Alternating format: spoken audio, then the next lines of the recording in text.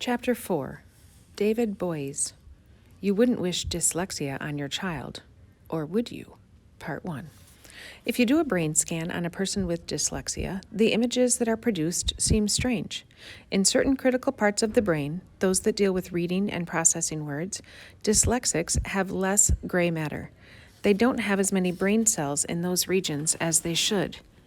As the fetus develops inside the womb, neurons are supposed to travel to the appropriate areas of the brain, taking their places like pieces on a chessboard. But for some reason, the neurons of dyslexics sometimes get lost along the way. They end up in the wrong place. The brain has something called the ventricular system, which functions as the brain's entry and exit point. Some people with reading disorders have neurons lining their ventricles, like passengers stranded in an airport. While an image of the brain is being made, a patient performs a task, and then a neuroscientist looks to see what parts of the brain have been activated in response to that task. If you ask a dyslexic to read when he or she is having a brain scan, the parts that are supposed to light up might not light up at all. The scan looks like an aerial photo of a city during a blackout. Dyslexics use a lot more of the right hemisphere of their brains during reading than normal readers do. The right hemisphere is the conceptual side. That's the wrong half of the brain for a precise and rigorous task like reading. Sometimes when a dyslexic reads, every step will be delayed, as if the different parts of the brain responsible for reading were communicating via a weak connection. One of the ways to test for the presence of dyslexia in a small child is to have him engage in rapid automatized naming. Show him one color after another, a red dot, then a green dot, then a blue dot, then a yellow dot, and check his response. See the color, recognize the color, attach a name to the color, say the name. That's automatic in most of us. It's not in someone with a reading disorder. Somewhere along the way, the links between those 4 steps start to break down. Ask a 4-year-old, can you say the word banana without the b? Or say, listen to the following 3 sounds, k, a, t. Can you combine them into cat? Or take cat, hat, and dark. Which one of these words doesn't rhyme? Easy questions for most 4-year-olds. Really hard questions for dyslexics. Many people used to think that what defines dyslexics is that they get words backwards. Cat would be tack, or something like that, making it sound like dyslexia is a problem in the way the words are seen. But it is much more profound than that. Dyslexia is a problem in the way people hear and manipulate sounds. The difference between ba and da is a subtlety in the first 40 milliseconds of the syllable. Human language is based on the assumption that we can pick up that 40 millisecond difference, and the difference between the ba sound and the da sound can get the difference between getting something right and getting something catastrophically wrong. Can you imagine the consequences of having a brain so sluggish that when it comes to putting together the building blocks of words, those crucial 40 milliseconds simply go by too quickly? If you have no concept of the sounds of language, if you take away a letter, if you take away a sound, and you don't know what to do, then it's really hard to map the sounds into written counterparts. Nadine Gaab, a dyslexia researcher at Harvard, explained. It may take you a while to learn to read. You read really slowly, which then impairs your reading fluency, which then impairs your reading comprehension, because you're so slow that by the time you're at the end of the sentence, you've forgotten what the beginning of the sentence was. So it leads to all these problems in middle school and high school. Then it starts affecting all other subjects in school. You can't read. How are you going to do on math tests that have a lot of writing in them? Or how do you take an exam in social studies if it takes you 2 hours to read what they want from you?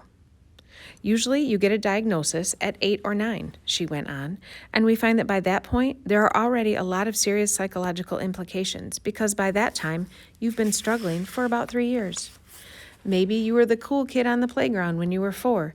Then you entered kindergarten and all your peers suddenly started reading and you can't figure it out, so you get frustrated. Your peers may think you're stupid. Your parents may think you're lazy. You have very low self-esteem, which leads to an increased rate of depression. Kids with dyslexia are more likely to end up in the juvenile system because they act up. It's because they can't figure things out. It's so important in our society to read.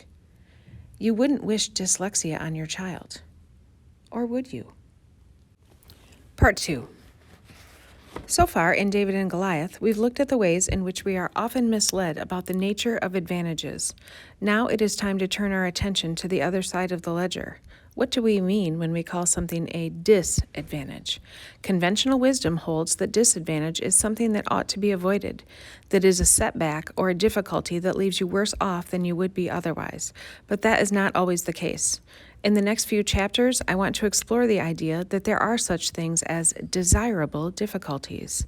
That concept was conceived by Robert Bjork and Elizabeth Bjork, two psychologists at the University of California, Los Angeles, and it is a beautiful and haunting way of understanding how underdogs come to excel. Consider, for example, the following puzzle. A bat and ball cost $1.10 in total. The bat costs $1 more than the ball. How much does the ball cost? What's your instinctive response? I'm guessing that it is the ball must cost 10 cents. That can't be right though, can it? The bat is supposed to cost $1 more than the ball. So if the ball costs 10 cents, the bat must cost $1.10, and we've exceeded our total. The right answer must be that the ball costs 5 cents. Here's another question. Number 2, if it takes 5 machines 5 minutes to make 5 widgets, how long would it take 100 machines to make 100 widgets? The setup of the question tempts you to answer 100, but it's a trick. 100 machines take exactly the same amount of time to make 100 widgets as 5 machines take to make 5 widgets. The right answer is 5 minutes. These puzzles are 2 of the 3 questions that make up the world's shortest intelligence test. It's called the cognitive reflection test. It was invented by the Yale professor Shane Frederick, and it measures your ability to understand when something is more complex than it appears, to move past impulsive answers to deeper analytical judgments. Frederick argues that if you want a quick way to sort people according to their level of basic cognitive ability, his test is almost as useful as tests that have hundreds of items and take several hours to finish. To prove his point, Frederick gave the CRT to students at 9 American colleges, and the results track pretty closely with how students from those colleges would rank on more traditional intelligent tests. Students from the Massachusetts Institute of Technology, perhaps the brainiest college in the world, averaged 2.18 correct answers out of 3. Students at Carnegie Mellon University in Pittsburgh, another extraordinarily elite institution, averaged 1.51 right answers out of 3. Harvard students scored 1.43, the University of Michigan in Ann Arbor, 1.18, and the University of Toledo, 0.57. The CRT is really hard, but here's the strange thing. Do you know the easiest way to raise people's scores on the test? Make it just a little bit harder. The psychologists Adam Alter and Daniel Oppenheimer tried this a few years ago with a group of undergraduates at Princeton University. First, they gave the CRT the normal way, and the students averaged 1.9 correct answers out of 3. That's pretty good, though it is well short of the 2.18 that MIT students averaged. Then, Alter and Oppenheimer printed out the test questions in a font that was really hard to read. A 10% gray, 10-point italics Myriad Pro font, so it looked like this. The average score in this time around, 2.45. Suddenly, the students were doing much better than their counterparts at MIT. That's strange, isn't it? Normally, we think that we are better at solving problems when they are presented clearly and simply. But here, the opposite happened. A 10%, 10-point italics Myriad Pro font makes reading really frustrating. You have to squint a little bit and maybe read the sentence twice, and you probably wonder halfway through who on earth thought it was a good idea to print out the test this way. Suddenly, you have to work to read the question. Yet all that effort pays off. As Alter says, making the questions disfluent causes people to think more deeply about whatever they've come across. They'll use more resources on it. They'll process more deeply or think more carefully about what's going on. If they have to overcome a hurdle, they'll overcome it better when you force them to think a little harder. Alter and Oppenheimer made the CRT more difficult, but that difficulty turned out to be desirable. Not all difficulties have a silver lining, of course. What Caroline Sachs went through in her organic chemistry class at Brown was an undesirable difficulty. She is a curious, hard-working, talented student who loves science, and there was no advantage to putting her in a situation where she felt demoralized and inadequate. The struggle did not give her a new appreciation of science. It scared her away from science. But there are times and places where struggles have the opposite effect, where what seems like the kind of obstacle that ought to cripple an underdog's chances is actually like Alter and Oppenheimer's Myriad Pro 10% gray 10-point font italics. Can dyslexia turn out to be a desirable difficulty? Is it hard to believe that it can, given how many people struggle with the disorder through their lives? Except for a strange fact. An extraordinarily high number of successful entrepreneurs are dyslexic. A recent study by Julie Logan at City University London puts the number somewhere around a third. The list includes many of the most famous innovators of the past few decades. Richard Branson, the British billionaire entrepreneur, is dyslexic. Charles Schwab, the founder of the discount brokerage that bears his name, is dyslexic, as are the cell phone pioneer Craig McCaw, David Neilman, and the founder of JetBlue, John Chambers, the CEO of technology giant Cisco, Paul Orfalia, the founder of Kinko's, just to name a few. The neuroscientist Sharon Thompson-Schill remembers speaking at a meeting of prominent university donors, virtually all of them successful business people, and on a whim asking how many of them had ever been diagnosed with a learning disorder. Half the hands went up, she said. It was unbelievable. There are two possible interpretations for this fact. One is that the remarkable group of people triumphed in spite of their disability, that they are so smart and so creative that nothing, not even a lifetime of struggling with reading, could stop them. The second, more intriguing possibility is that they succeeded in part because of their disorder, that they learned something in their struggle that proved to be of enormous advantage. Would you wish dyslexia on your child? If the second of these possibilities is true, you just might. Part 3. David Boies grew up in a farming country in rural Illinois. He was the eldest of 5. His parents were public school teachers. His mother would read to him when he was young. He would memorize what she said because he couldn't follow what was on the page.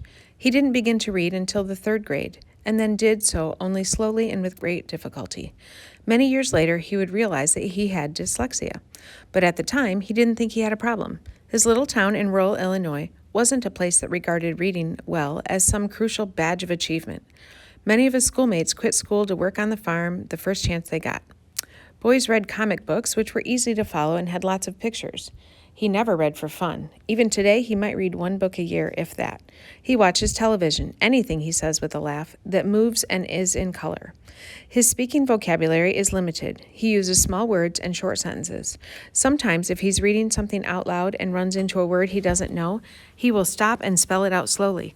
My wife gave me an iPad a year and a half ago, which was my first computer-like device, and one of the things that was interesting is that my attempt to spell many words is not close enough for spell check to find the correct spelling, Boies says. I can't tell you how many times I get the little messages that says, no spelling suggestions.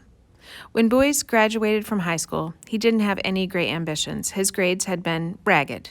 His family had moved to Southern California by then, and the local economy was booming. He got a job in construction. It was outside work with older guys, Boies remembers. I was making more money than I could have ever imagined. It was a lot of fun. After that, he worked for a while as a bookkeeper in a bank while playing a lot of bridge on the side. It was a great life. I could have gone on like that for a while. But after our first child was born, my wife became increasingly serious-minded about my future. She brought home brochures and pamphlets from local colleges and universities. He remembered a childhood fascination with the law and decided he would go to law school. Today, David Boies is one of the most famous trial lawyers in the world. How Boies went from a construction worker with a high school education to the top of the legal profession is a puzzle, to say the least. The law is built around reading, around cases and opinions and scholarly analyses, and Boies is someone for whom reading is a struggle. It seems crazy he would even considered the law. But let's not forget that if you're reading this book, then you are a reader, and that means you've probably never had to think of all the shortcuts and strategies and bypasses that exist to get around reading. Boies started college at the University of Redlands, a small private university an hour east of LA. Going there was his first break. Redlands was a small pond. Boies excelled there. He worked very hard and was very well organized, because he knew he had to be. Then he got lucky. Redlands required a number of core courses for graduation, all of which involved heavy reading requirements. In those years, however, one could apply to law school without completing an undergraduate degree. Boys simply skipped the core courses. I remember when I found out I could go to law school without graduating, he says. It was so great, I couldn't believe it.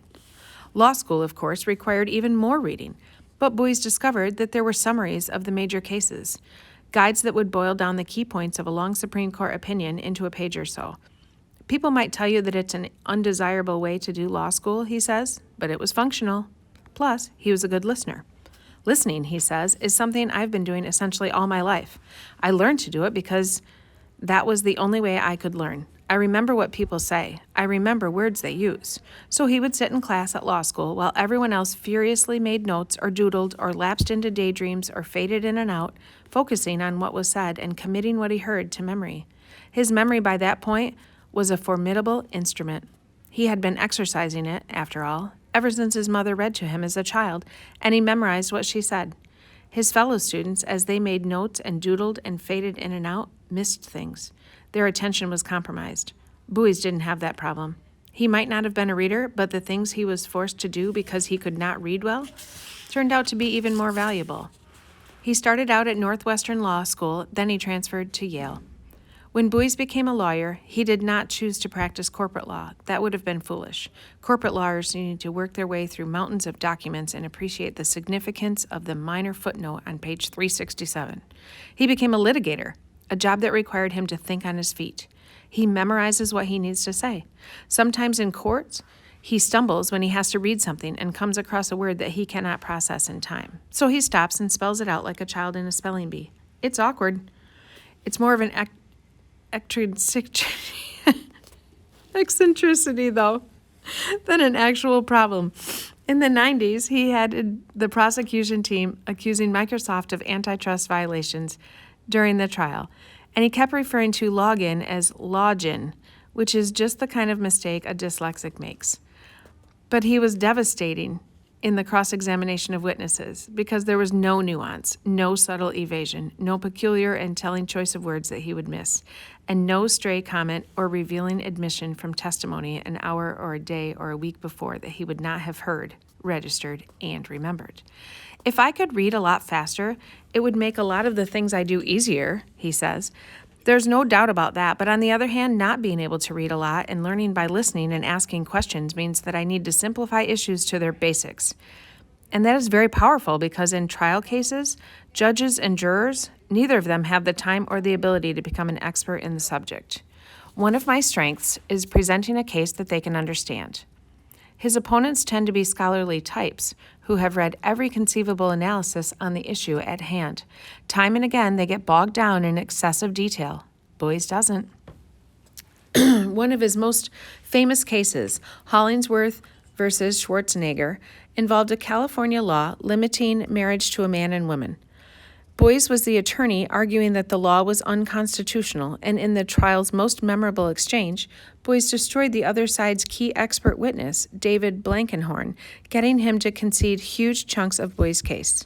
One of the things you tell a witness when you're preparing them is take your time, Boys said, even when you don't need to, because there will be some times when you need to slow down and you don't want to show the examiner, by your change of pace, that this is something that you need time on. So, when were you born? He spoke carefully and deliberately. It was 1941. You don't say, it was March 11th, 1941 at 6 in the morning, even though you're not trying to hide it. You want your response to be the same for the easy things as for the harder things, so that you don't reveal what's easy and what is hard by the way you answer. When Blankenthorne paused just a bit too much in certain crucial moments, Boys caught it. It was tone and pace and the words he used. Some of it comes from pauses. He'd slow down when he was trying to think of how to phrase something. He was somebody who, as you probed him and listened to him, you could hear areas where he was uncomfortable, where he would use an obscuring word.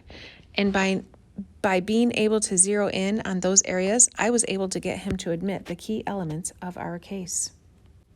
Part 4. Boys has a particular skill that helps to explain why he is so good at what he does. He's a superb listener. But think about how he came to develop that skill. Most of us gravitate naturally toward the areas where we excel. The child who picks up reading easily goes on to read even more and becomes even better at it, and ends up in a field that requires a lot of reading. A young boy named Tiger Woods is unusually coordinated for his age and finds that the game of golf suits his imagination. And so he likes to practice golf, and because he likes to practice so much, he gets even better, and on in a virtuous circle. That's capitalization learning. We get good at something by building on the strengths that we are naturally given. But desirable difficulties have the opposite logic. In their CRT experiments, Alter and Oppenheimer made students excel by making their lives harder, by forcing them to compensate for something that had been taken away from them. That's what Boyce was doing as well when he learned to listen. He was compensating. He had no choice. He was such a terrible reader that he had to scramble and adapt and come up with some kind of strategy that allowed him to keep pace with everyone around him. Most of the learning that we do is capitalization learning. It is easy and obvious. If you have a beautiful voice and a perfect pitch, it doesn't take much to get you to join a choir. Compensation learning, on the other hand, is really hard. Memorizing what your mother says while she reads to you and then reproducing the words later in such a way that it sounds convincing to all those around you requires that you confront your limitations. It requires that you overcome your insecurity and humiliation. It requires that you focus hard enough to memorize the words and then have the panache to put on a successful performance. Most people with a serious disability cannot master all those steps, but those who can are better off than they would have been otherwise, because what is learned out of necessity is inevitably more powerful than the learning that comes easily. It's striking how often successful dyslexics tell versions of this same compensation story. It was horrible to be in school, a man named Brian Grazer told me. My body chemistry would always change. I would be anxious, really anxious. It would take forever to do a simple homework assignment. I would spend hours daydreaming because I couldn't really read the words. You'd find yourself sitting in one place for an hour and a half, accomplishing nothing. Through 7th, 8th, 9th, and 10th grade, I was getting mostly Fs with an occasional D and maybe a C. I was only passing because my mom wouldn't let them put me back. So how did Grazer get through school? Before any test or exam, he would start to plan and strategize, even in elementary school. I would get together with someone the night before. He said, "What are you going to do? How do you think you'll answer these questions?" I'd try and guess the questions, or if there was a way to get the questions or the test beforehand, I would. By the time he hit high school, he developed a better strategy.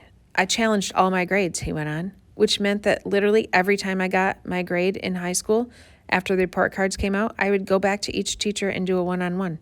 I would argue my D into a C and my C into a B. And almost every time, 90% of the time, I got my grade changed. I would just wear them down. I got really good at it. I got confident. In college, I would study, knowing that I was going to have this hour-long meeting afterward with my professor. I learned how to do everything possible to sell my point. It was really good training. All good parents try to teach their children the art of persuasion, of course, but a normal, well-adjusted child has no need to take those lessons seriously. If you get A's in school, you never have to figure out how to negotiate your way to a passing grade, or to look around the room as a 9-year-old and start strategizing about how to make it through the next hour. But when Grazer practiced negotiation, just as when Boyce practiced listening, he had a gun to his head. He practiced day in, day out, year after year. When Grazer said that was really good training, what he meant was learning to talk his way from a position of weakness to a position of strength turned out to be the perfect preparation for the profession he ended up in. Grazer is now one of the most successful movie producers in Hollywood of the past 30 years. Would Brian Grazer be where he is if he weren't a dyslexic? Part 5. Let's dig a little deeper into this strange association between what is essentially a neurological malfunction and career success. In the Big Pond chapter, I talked about the fact that being on the outside, in a less elite and less privileged environment, can give you more freedom to pursue your own ideas and academic interests. Caroline Sachs would have been a better chance of practicing the profession she loved if she had gone to her second choice school instead of her first choice. Impressionism, similarly, was possible only in the tiny gallery that virtually no one went to, not in the most prestigious art show on earth. Dyslexics are outsiders as well. They are forced to stand apart from everyone else at school because they can't do the thing that school requires them to do. Is it possible for that outsiderness to give them some kind of advantage down the line? To answer that question, it is worth thinking about the kind of personality that characterizes innovators and entrepreneurs. Psychologists measure personality through what is called the 5-factor model, or Big Five inventory, which assesses who we are across the following dimensions: neuroticism, sensitive, nervous versus secure, confident; extroversion, energetic, gregarious versus solitary, reserved; openness, inventive, curious versus consistent, cautious; conscientious, orderly, industrious versus easygoing, careless; agreeableness, cooperative, empathetic versus self-interested, antagonistic. The psychologist Jordan Peterson argues that innovators and revolutionaries tend to have a very particular mix of these traits, particularly the last three: openness, conscientiousness, and agreeableness. Innovators have to be open. They have to be able to imagine things that others cannot, and to be willing to challenge their own preconceptions. They also need to be conscientious. An innovator who has brilliant ideas but lacks the discipline and persistence to carry them out is merely a dreamer. That too is obvious. But crucially, innovators need to be disagreeable. By disagreeable, I don't mean obnoxious or unpleasant. I mean that on the 5th dimension of the Big Five personality inventory, agreeableness, they tend to be on the far end of the continuum. They are people willing to take social risks, to do things that others might disapprove of. That is not easy. Society frowns on disagreeableness. As human beings, we are hardwired to seek the approval of those around us. Yet a radical and transformative thought goes nowhere without the willingness to challenge convention. If you have a new idea and it's disruptive and you're agreeable, then what are you going to do with that, says Peterson. If you worry about hurting people's feelings and disturbing the social structure, you're not going to put your ideas forward. As the playwright George Bernard Shaw once put it, the reasonable man adapts himself to the world. The unreasonable one persists in trying to adapt the world to himself. Therefore, all progress depends on the unreasonable man. A good example of Peterson's argument is the story of how the Swedish furniture retailer IKEA got its start. The company was founded by Ingvar Kamprad. His great innovation was to realize that much of the cost of furniture was tied up in its assembly. Putting the legs on the table not only costs money, but also makes shipping the table really expensive. So he sold furniture that hadn't yet been assembled, shipped it cheaply in flat boxes, and undersold all his competitors. In the mid-50s, however, Kamprad ran into trouble. Swedish furniture manufacturers launched a boycott of IKEA. They were angry at his low prices, and they stopped filling his orders. IKEA faced ruin. Desperate for a solution, Kamprad looked south and realized just across the Baltic Sea from Sweden was Poland, a country with much cheaper labor and plenty of wood. That's Kamprad's openness. Few companies were outsourcing like that in the early 60s. Then Kamprad focused his attention on making the Polish connection work. It wasn't easy. Poland in the 60s was a mess. It was a communist country. It had none of the infrastructure or machinery or trained workforce or legal protections of a Western country. But Kamprad pulled it off. He is a micromanager, says Anders Aslund, a fellow at the Peterson Institute for International Economics. That's why he succeeded where others failed. He went out to these unpleasant places and made sure things worked. He's this extremely stubborn character. That's conscientiousness. But what is the most striking fact about Kamprad's decision? It's the year he went to Poland, 1961. The Berlin Wall was going up. The Cold War was at its peak. Within a year, East and West would come to the brink of nuclear war during the Cuban Missile Crisis. The equivalent today would be Walmart setting up shop in North Korea.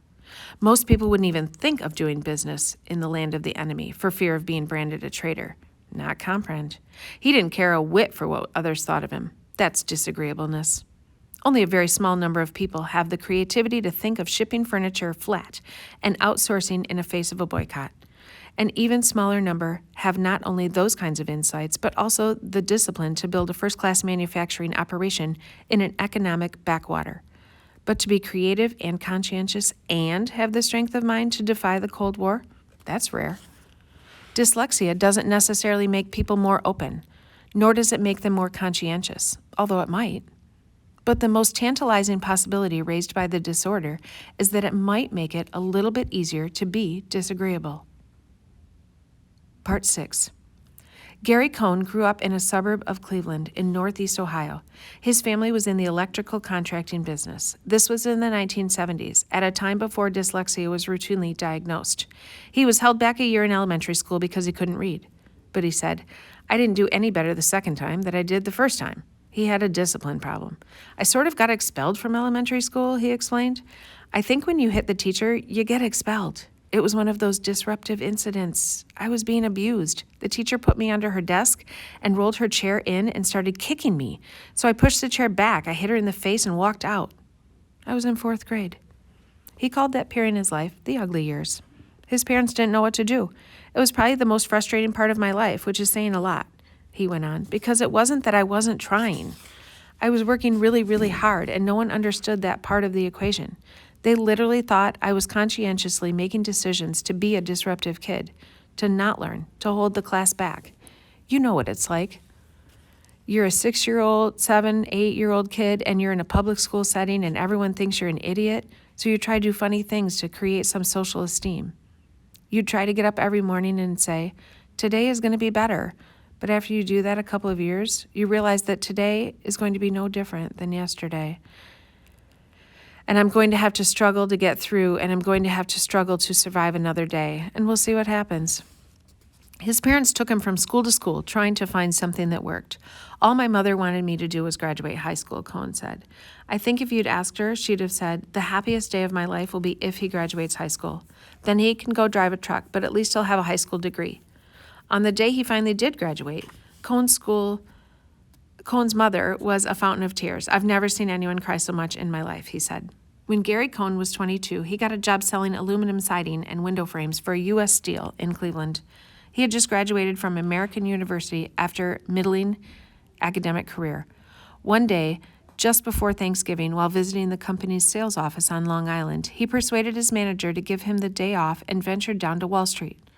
A few summers earlier, he had been an intern at a local brokerage firm and had become interested in trading. He headed to the Commodities Exchange, which was part of the Old World Trade Center complex. "I think I'm going to get a job," he said, "but there's nowhere to go. It's all secure. So I go up to the observation deck and watch the guys and think, can I talk to them? Then I walk down to the floor with security gate and stand at the security gate like someone's going to let me in. Of course, no one is. And then literally, right after the markets closed, I see this pretty well-dressed guy running off to the floor, yelling to his clerk, 'I've got to go. I'm running to LaGuardia. I'm late. I'll call you when I get to the airport.' I jump in the elevator and I say, 'I hear you're going to LaGuardia.' He says, 'Yeah.' I say, 'Can we share a cab?' He says, 'Sure.' I think this is awesome.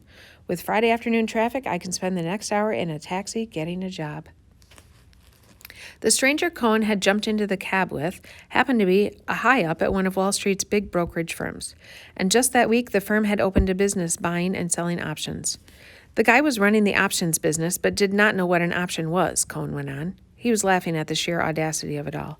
I lied to him all the way to the airport. When he said, "Do you know what an option is?" I said, "Of course I do. I know everything. I can do anything for you." Basically, by the time we got out of the taxi, I had his number. He said, "Call me Monday." I called him Monday, flew back to New York Tuesday or Wednesday, had an interview, and started working the next Monday. In that period of time, I read Macmillan's Options as a Strategic Investment book. It's like the Bible of options trading. It wasn't easy, of course, since Cohn estimates that on a good day it takes him 6 hours to read 22 pages. He buried himself in the book, working his way through one word at a time, repeating sentences until he was sure he understood them. When he started at work, he was ready. I literally stood behind him and said, "Buy those, sell those, sell those," Cohn said. I never owned up to him what I did. Or maybe he figured it out, but he didn't care. I made him tons of money. Cohn isn't ashamed of his beginnings on Wall Street, but it would be a mistake at the same time to say he is proud of them. He is smart enough to know that a story about bluffing your way into your first job isn't altogether flattering. He told it instead in the spirit of honesty. It was "this is who I am." Cohn was required in that taxi ride to play a role, to pretend to be an experienced options trader when in fact he was not. Most of us would have foundered in that situation. We aren't used to playing someone other than ourselves. But Cohn had been playing someone other than himself since elementary school. You know what it's like. You're a 6, 7, 8-year-old kid, and you're in a public school setting, and everyone thinks you're an idiot, so you try to do funny things to create some social esteem. Better to play the clown than to be thought of as an idiot. and you've been pretending to be someone else your whole life. How hard is it to bluff your way through a 1-hour cab ride to LaGuardia?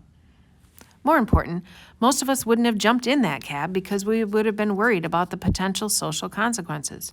The Wall Street guy could have seen right through us and told everyone else on Wall Street that there's a kid out there posing as an options trader. Where would we be then? We could get tossed out of the cab. We could go home and realize that options trading is well over our heads. We could show up on Monday morning and make fools of ourselves. We could get found out a week or a month later and get fired. Jumping in the cab was a disagreeable act, and most of us are inclined to be agreeable. But Cone? He was selling aluminum siding. His mother thought that he would be lucky to end up a truck driver. He had been kicked out of schools and dismissed as an idiot. Even as an adult, it took him 6 hours to read 22 pages because he had to work his way, word by word, to make sure he understood what he was reading. He had nothing to lose. My upbringing allowed me to be comfortable with failure. The one trait in a lot of dyslexic people I know is that by the time we get out of college, our ability to deal with failure was very highly developed. And so we look at most situations and see much more of upside than the downside. Because we're so accustomed to the downside, it doesn't faze us. I've thought about it many times, I really have, because it defined who I am. I wouldn't be where I am today without my dyslexia. I never would have taken that first chance. Dyslexia, in the best of cases, forces you to develop skills that might otherwise have lain dormant. It also forces you to do things that you might otherwise never have considered, like doing your own version of Comprade's disagreeable trip to Poland, or hopping in the cab of someone you've never met and pretending to be someone you aren't. Comprade, in case you're wondering, is dyslexic. And Gary Cohn? Turns out he was a really good trader, and it turns out that learning how to deal with the possibility of failure is really good preparation for a career in the business world. Today, he's the president of Goldman Sachs.